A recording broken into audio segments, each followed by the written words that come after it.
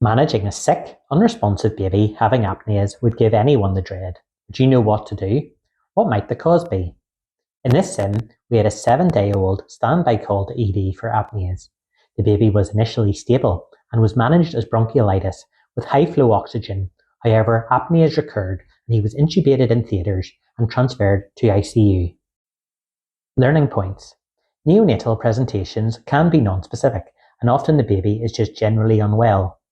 Common causes are infection, either viral as in bronchiolitis or bacterial sepsis, cardiac, especially in duct-dependent problems, metabolic, such as low blood sugar or inborn error of metabolism, or NAI, amongst other causes.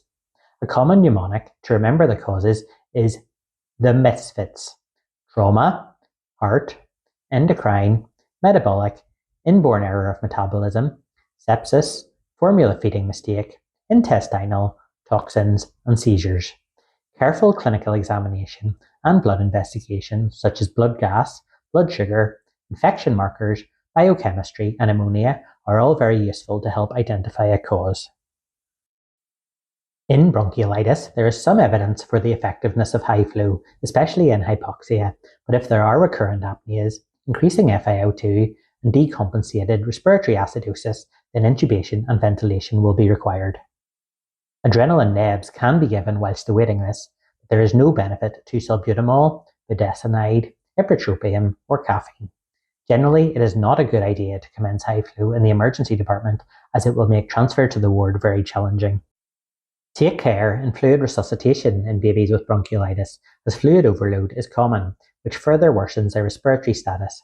Use no more than 10 ml per kilo boluses and carefully reassess after these are completed.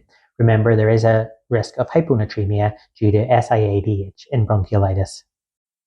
Whilst bronchiolitis is a viral illness that doesn't benefit from antibiotics, in a critically unwell child, broad-spectrum antibiotics are frequently given empirically due to the risk of sepsis as an alternative cause.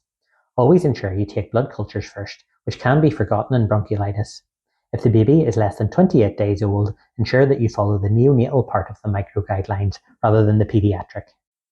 Intubation should ideally take place in a controlled environment, such as theatres with the most senior anaesthetics and paediatricians present.